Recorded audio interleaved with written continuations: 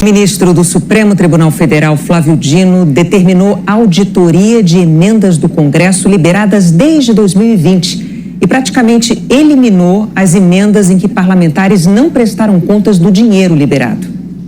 O ministro Flávio Dino analisou um pedido da Associação Brasileira de Jornalismo Investigativo, a ABRAGE, que questionou o pagamento das chamadas emendas PIX, criadas em 2019. São valores transferidos por parlamentares diretamente para estados ou municípios, sem a necessidade de apresentação de projeto, convênio ou uma justificativa. O ministro Flávio Dino decidiu que as emendas devem seguir os critérios de transparência e rastreamento. O ministro do Supremo Tribunal Federal, STF, Flávio Dino, decidiu nesta segunda-feira liberar o retorno do pagamento das emendas parlamentares. Ainda nesta segunda, ao revogar a suspensão, Dino definiu ressalvas para as emendas e deixou claro que os repasses deverão obedecer às regras de transparência e rastreabilidade, tanto da origem da indicação quanto do destino do recurso. Boa tarde, senhoras e senhores. Hoje é 3 de dezembro de 2024, são 19 horas. A cúpula do Congresso acaba de declarar rendição a Flávio Dino. Em 1º de agosto último, ele acabou com a chantagem do Congresso contra o governo e agora venceu. No alvorecer do mês de agosto, o ministro do STF, Flávio Dino, determinou a auditoria de emendas do Congresso liberadas desde 2020 e praticamente eliminou as emendas em que parlamentares não prestavam conta do dinheiro liberado. O Centrão surtou. Dono dessas emendas impositivas, ou seja, que o governo Lula era obrigado a liberar, o Congresso não precisava negociar nada com o Planalto e pôs o governo Lula de joelhos.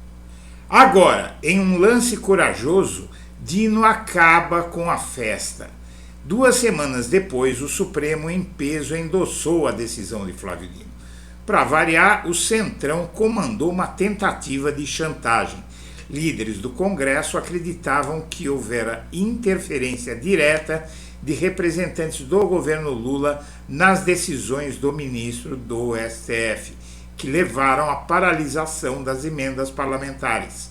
Com isso, prepararam um pacote de retaliações aos poderes executivo e judiciário. Não adiantou, o Dino não cedeu, o Supremo em maioria o apoiou e o Centrão teve que negociar. O ministro então liberou a execução das emendas parlamentares ao orçamento com algumas condições. Os ministros mostraram que o STF segue unido com o objetivo de frear a farra do pagamento de emendas secretas. O provável futuro novo presidente da Câmara, Hugo Mota, fez bravatas, disse que o Congresso não deveria negociar prerrogativas com o STF, blá blá blá, mas líderes das bancadas também reclamaram da decisão de Dino e prometeram retomar poder sobre as emendas de comissão. Mas, ao fim, perderam e se renderam. A cúpula do Congresso agora se diz resignada, ou seja, conformada com a vitória do Supremo e confessa estar de mãos atadas para confrontar Dino. Reconheceram que será preciso se adaptar às novas regras para liberação dos recursos e seguir a vida. É isso aí, vida que segue. Antes de prosseguir, eu quero pedir a você que acompanha o blog da Cidadania, que se inscreva no canal, deixe seu like e compartilhe este vídeo. Bom, é como eu disse, em 1º de agosto de 2024, o Flávio Dino deu um golpe muito forte no Congresso que vinha impondo uma ditadura, porque lá em 2016 o Eduardo Cunha ele criou as emendas impositivas e foi através dessas emendas que ele colocou inclusive o governo Dilma contra a parede. O Eduardo Cunha exigindo que a Dilma o salvasse da Lava Jato, criou aquelas emendas impositivas para Dilma não ter o que negociar e acabou conseguindo derrubar a Dilma Rousseff. E essas emendas permaneceram foram mantidas pelo Temer, foram mantidas por todos os congressos, e o Bolsonaro começou a usar essas emendas para dar tudo o que o Congresso queria, sem pestanejar, entregou o poder para o Congresso, não é, para o Arthur Lira, inclusive, e com isso o Bolsonaro conseguia aprovar qualquer coisa por boa vontade e coincidência ideológica. Mas quando chega o Lula, que é de esquerda, com uma maioria do Congresso de direita, tudo ficou muito difícil. Com esse ato, o Flávio Dino libertou o governo Lula e obrigou o Congresso e o Centrão a negociarem com Lula. Foi um lance de gênio. O fato é que essa medida fez Senado e Câmara surtarem, e o Centrão, sobretudo, né, sempre à frente. Sempre que eu falo na cúpula do Congresso, no Senado e na Câmara, eu estou falando do Centrão, que é quem manda nas duas casas. E Senado e Câmara questionaram as decisões de Flávio Dino, que limitavam as emendas PIX, e ficou aquele choro e ranger de dentes, não é? Mas não adiantou muita coisa. O Supremo manteve suspensas as emendas impositivas até que o Congresso atendesse à determinação de Flávio Dino e criasse regras de transparência, como, por exemplo, não mandar um senador do Piauí não mandar verba para Curitiba, que não tem absolutamente, para o Paraná, não é? Que não tem absolutamente nenhuma racionalidade nisso, isso é jogada política. Muito bem, o Congresso tratou de preparar uma retaliação a Lula e ao STF, porque sabia que aquilo que o Dino fez, o Dino que era ministro de Lula, né, amigo, ministro de Lula, eles viram uma jogada combinada entre Lula e Dino e prepararam a retaliação via emendas constitucionais, tirar poder do STF, etc, etc. Não funcionou nada, eles acabaram não conseguindo, o Lula conseguiu convencer lideranças do Congresso a não seguirem nessa linha e o Dino foi pelo outro caminho.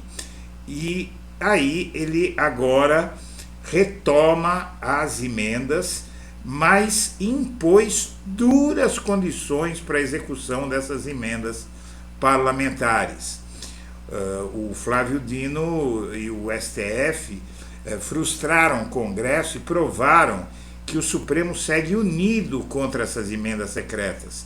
Nos capítulos finais de 2024, o Supremo frustrou o Congresso Nacional na novela das emendas parlamentares e Dino autorizou a retomada dos pagamentos desde que obedecidas regras de transparência com limite dos gastos.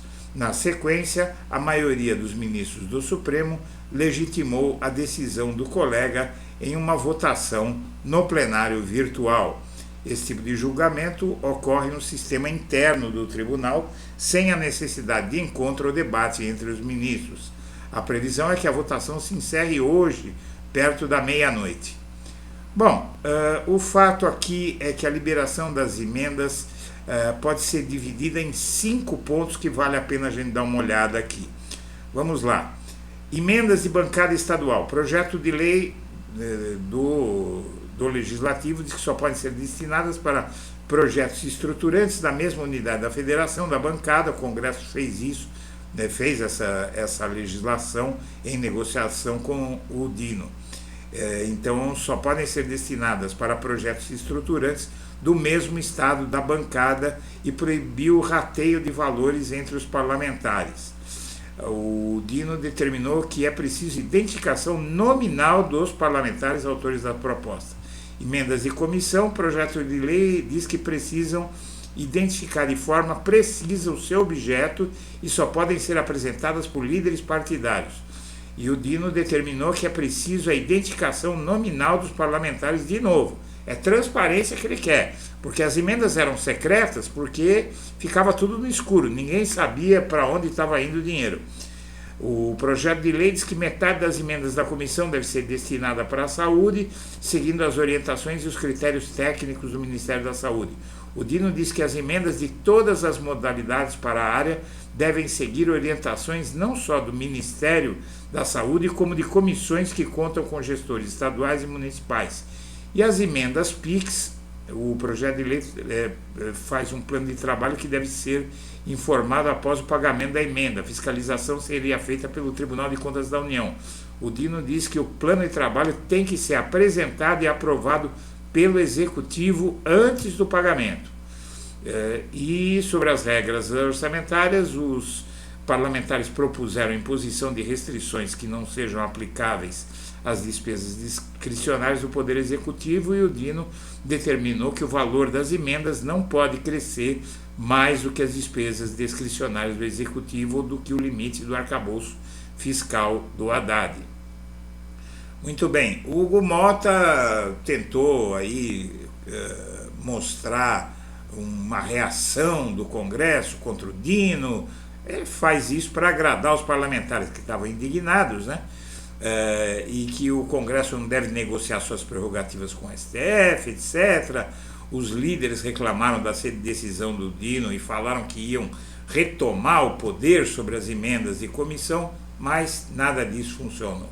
A cúpula do Congresso está resignada e de mãos atadas para confrontar o Dino, e isso está sendo dito pelas próprias lideranças no Congresso, ou seja, pelas lideranças do Centrão.